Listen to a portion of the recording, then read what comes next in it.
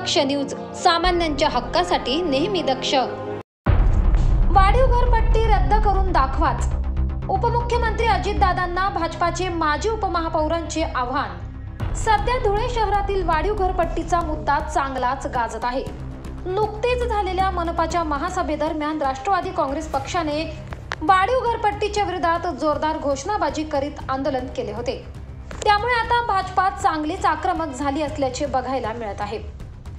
वाढीव घरपट्टी रद्द करून दाखवाच असे ओपन चॅलेंज धुळ्यातील भाजपाच्या माजी उपमहापौरांचे तथा नगरसेवकाने राज्याच्या सत्तेत भाजपाच्याच मांडीला मांडी लावून बसलेल्या उपमुख्यमंत्री अजित पवारांना दिले आहे।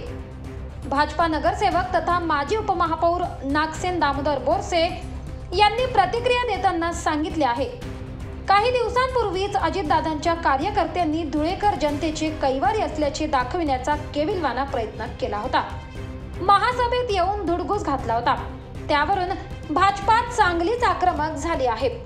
घरपट्टी वाढीचा जो अन्यायकारक निर्णय झाला आहे, त्यासाठी राष्ट्रवादी पक्षाचे कार्यकर्ते आणि नेते धुळे शहरवासियांच्या बाजूने असल्याची त्यांची धडपड होती। त्यातच भर मानून राष्ट्रवादी युवक काँग्रेसच्या अध्यक्षांनी अजितदादांची मंत्रालयामध्ये भेट घेऊन सदर प्रश्नाची तात्काळ दखल घेत धुळेकर जनतेला न्याय द्यावा अशी विनंती केली आहे।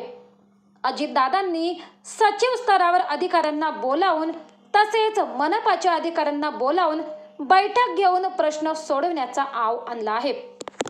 उपमुख्यमंत्री अजित पवारांनी त्यांच्या कार्यकर्त्यांसारखे पुतण्या मावशीचे प्रेम तर दाखवत नाही ना, अशी शंका धुळेकर जनतेच्या मनात आली असल्याची प्रतिक्रिया नगरसेवक नागसेन बोरसे यांनी दिली आहे। 2015 मध्ये झालेल्या घरपट्टी वाढीच्या ठरावाचे पाप आपल्याच राष्ट्रवादी पक्षाचे आहे। अजितदादांनी आता मीटिंग घेऊन वेळ मारून घेऊ नये।